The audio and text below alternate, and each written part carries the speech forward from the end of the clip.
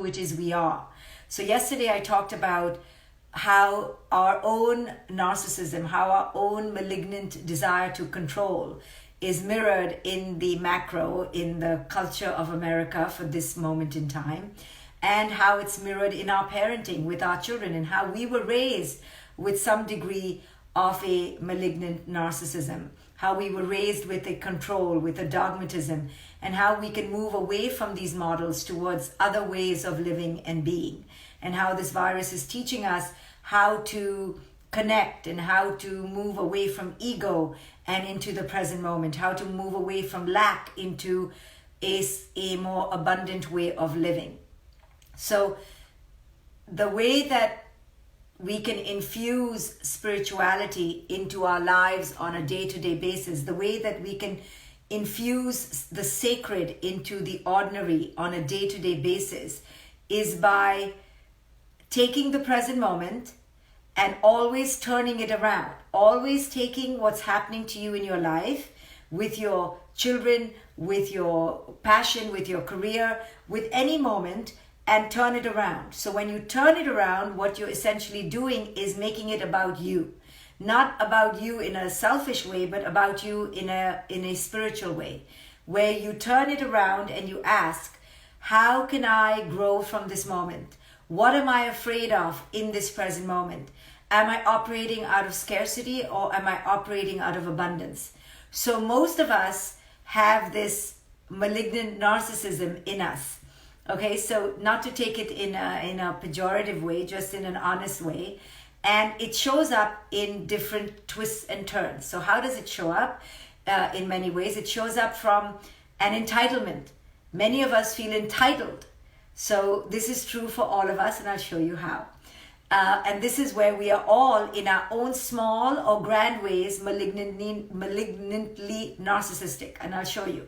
This is really hard to see in ourselves, but when you see it, you could let it go. So how are we narcissistic? We have an entitlement. And this is what I'm seeing a lot right now in this pandemic. A sense of entitlement. So what kind of entitlement? An entitlement that life should only give us happy feelings. We have somewhere an idea, an expectation that we are supposed to be only receiving happy things from life. It's an entitlement.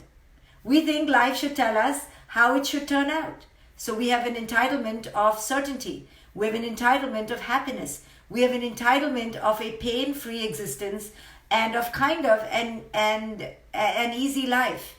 So when life is not pain-free, when life is not giving us happiness, when life is not allowing us to rest in the illusion of certainty, we're kind of pissed off. We're not happy. We're upset, as if life owes us something. Well, we certainly feel people owe us things. We definitely feel our spouses owe us things. They owe us allegiance. They owe us loyalty. They owe us thinking we're amazing all the time. They owe us all sorts of fidelity. They owe us appreciation. They owe us gratitude. They owe us adoration. They owe us their love, right? We definitely feel this about our spouses, otherwise why would we be with them? We feel our children owe us things. We feel our children should owe us their fidelity, their obedience, their civility, their respect, right? We have an entitlement from everything we touch. Now you may say, no, you're not entitled. I beg to differ. I think I'm very entitled. And if I say it, maybe you'll own it, because there's no hesitation in me to own to my shadow. So if you don't want to own to your entitlement, it's because you want to protect yourself. So when you are on a spiritual path, part of the spiritual path means to own your shadow and to own the parts of yourself that you don't like to see. And we don't want to see that we are entitled, because we all want to pretend like we are Mahatmas. Mahatma in India means the great ones.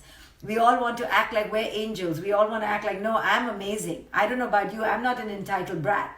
But I'll tell you how I know that everyone is entitled, because when quote unquote negative things happen, we don't like it, right? If we weren't entitled, we would say, okay, I accept, I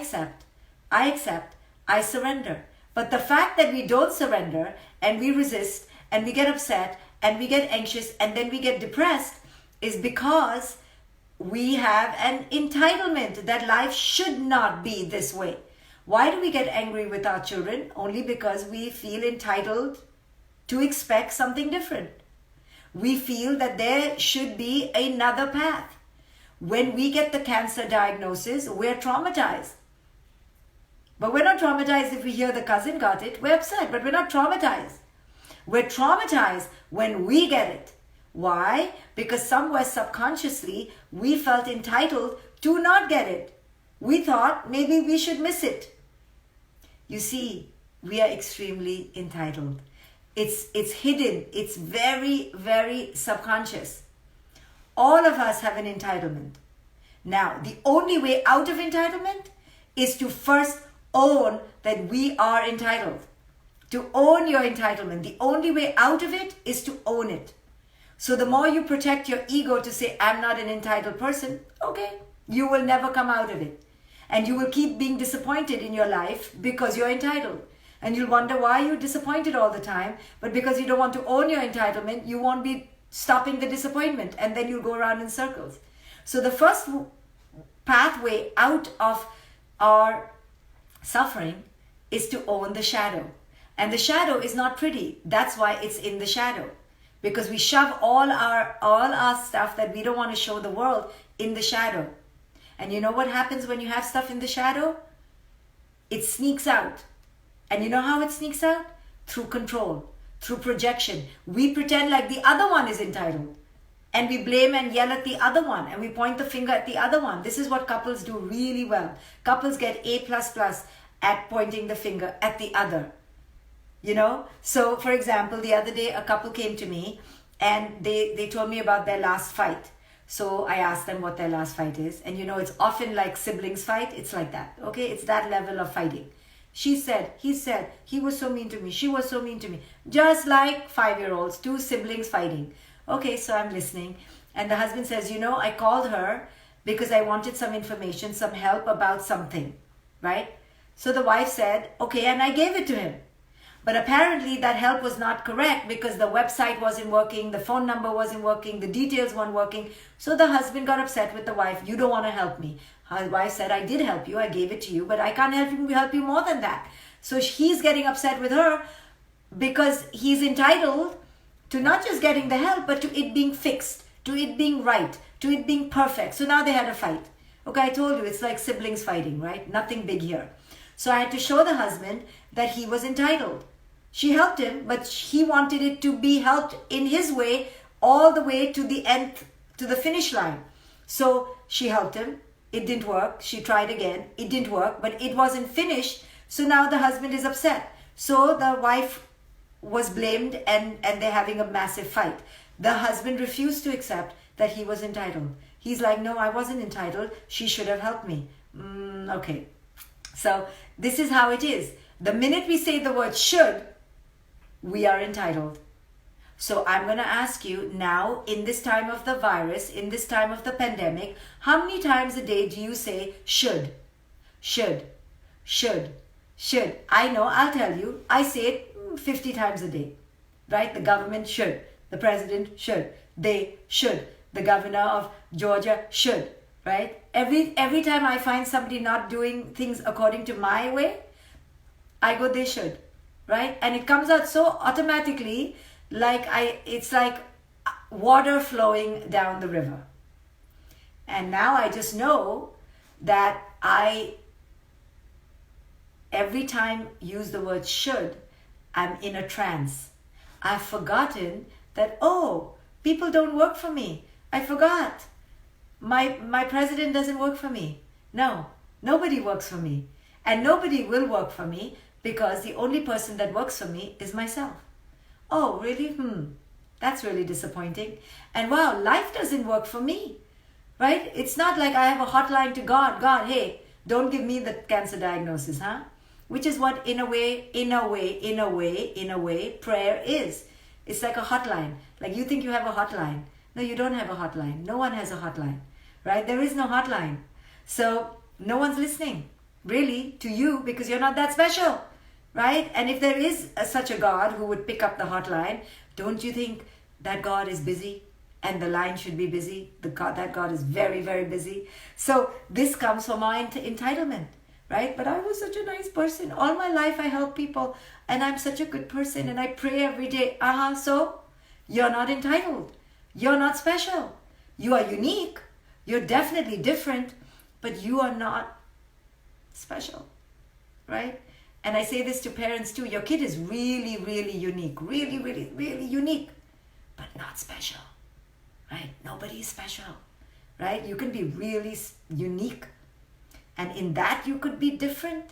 But at the end of the day, to the God above, to the universe, we all look kind of the same. If you zoom out really, wherever this God is supposed to be sitting from his vantage point, we all kind of look the same, as we should be to him. We should all be the same. So are we all the same or are we not? If we're the same, why are we more special? No hotline to give us special favors, right? So in your life, in your personal life, I want you to examine all the myriad of ways you think you are very special. Because sorry, you're not. You are unique. I'll give you that. You're really unique, but not better than anyone else, right? So you don't get favor. If cancer is going to knock, cancer is going to knock. If you have the ticket to go to tonight to leave your body, you're going to leave your body. It just is. It is what it is. It's a crapshoot. At the end of the day, life is a crapshoot, and it could go any wild way as it could. Our interaction with it is not a crapshoot. Our interaction with it is where we hold the power. The power is in how we interact with the crapshootness of life. But is life a crapshoot? 100%. Crapshoot as in, we have no idea. It could rain, it could snow, it could hail. We have no idea, right? And this virus has shown us, whoa, we could have never imagined this. You know, the other day I was playing a game with my friend that, well, since we could never predict the virus, what are other things that could happen in a few years that we could never predict? So I was like, I could probably be picking rice off a rice paddy field in Bhutan. And then my friend said, well, I could be opening a carpet store in Uzbekistan. And we just kept riffing off like this because really, who knows? Now this virus has shown us who knows. We're not even entitled to knowing what our future will be. But this is the nature of life. Life has always had an X factor. We just didn't want to marry it. We thought, no X. There's no X factor. But I tell everyone, all my clients who will listen to me, that you're always in bed, not with your partner. You're not in bed with anyone else except the X of life. And until you understand that it's you and the X factor of life, you will stop feeling entitled to anything ever again because you understand you are playing with X. You're in bed with X. You think you're marrying this person. No, you're marrying X. You think when you have a child, you're going to have a child. No, you're having an X. It's always X because the new moment is always unknown. So the new moment is always an X. You think when you get up, your husband will be cleaning the dishes. Oh, that was your entitlement. That was your movie. No, it's always an X. And when he does, wow, but it's still an X. And when he doesn't, of course, because it was an X. So either way, you begin winning at life when you have the right attitude. And part of that is killing your entitlement to know, your entitlement to be right, your entitlement to have things your way, your entitlement to be happy, your entitlement for life to work out your way. It just is your movie. It's your fantasy that you have such an entitlement. You have no control. The only place you have control, and you have a lot of control in this place. It's a lot of control, but it's only in this place, is how you interact with the X of life, how you interact to the present moment. How you show up is in your control. Nothing else is in your control. So anything else where you are getting upset with someone else, where they are disappointing you, where they are angering you, is your entitlement that it should be different. We are not entitled to life being different. It just is what it is, what it is. And our inability to accept it is our inability to accept that we have no entitlement, right? The minute we want it to be a certain way is because we think we're entitled to it to be a certain way. No, life doesn't work like that. It is what it is, what it is, what it is. And if we cannot accept it, It's because we think we are entitled. So in your life, anytime you are in the should, well, I think he should. Yesterday I did a lot of shoulding on the president, right? And that America should, and this should, sure. But it doesn't mean that it is, right? It's just an idea. It's just our desire. But it's not going to come true. And truly growing up is taking away your entitlement and stop expecting from others. Stop it. Just stop it. Because everybody and life works according to its own agenda, according to its own level of consciousness, right? So as much as I don't like what the President of the United States does every time he breathes, that's my entitlement, that I think he should be different.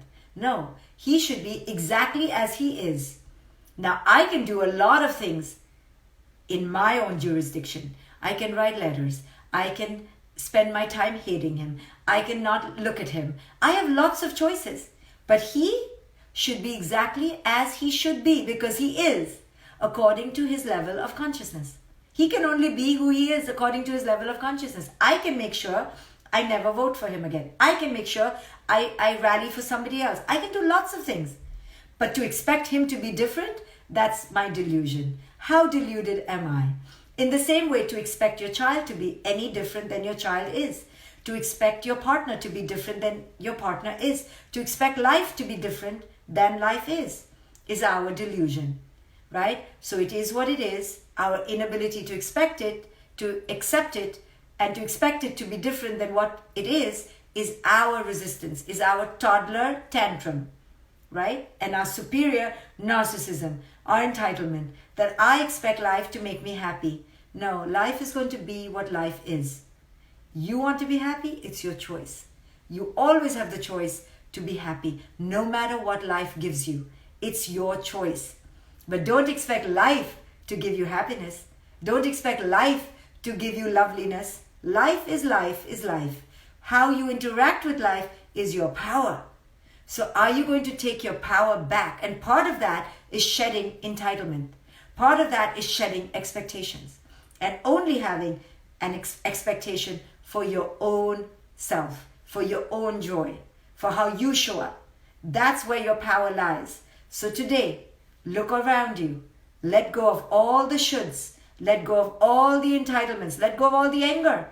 Because all your anger is coming from wanting things to be other than they are, and your inability to accept that it is the way it is. So let it go. Nobody in your life needs to make you happy. That's not their job. Nobody in your life, including your husband, including your wife, is here to make your bed, so to speak.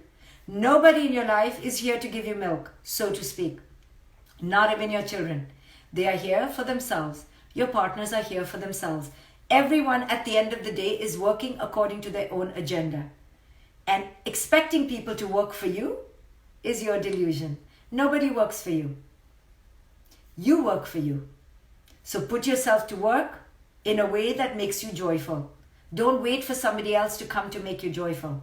Let go of your entitlement that anyone is here to hand you joy on a platter. Life is not here to make you happy, right? No one is here answering your hotline. You're not that special, but you're very, very unique. But don't get the two mixed up. As you shed your desire to be so special, you accept with humility. It is what it is. I have power in my hands. How do I make myself joyful today?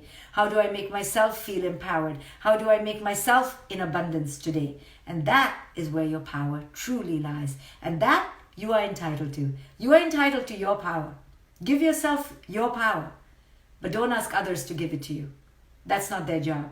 It's only your job to give yourself power. Be entitled to yourself. Be entitled to your own truth. Don't wait for others to give it to you. Okay, guys.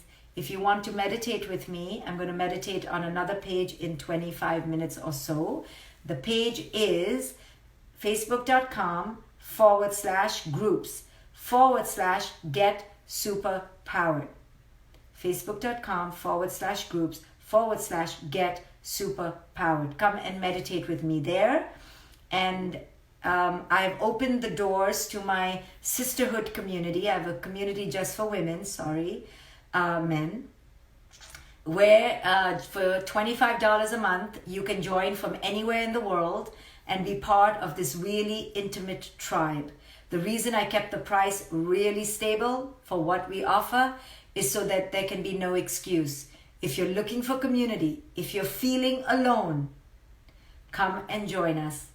If you want to grow, evolve, and be part of a sisterhood, you can go to my website, drshefali.com, go to courses, go to Luminous. It's called Luminous. I hope I see you there, and I hope I at least see you on my meditation page. I would love for you to join me there. Bye everyone, and I will see you for Viral Wisdom tomorrow.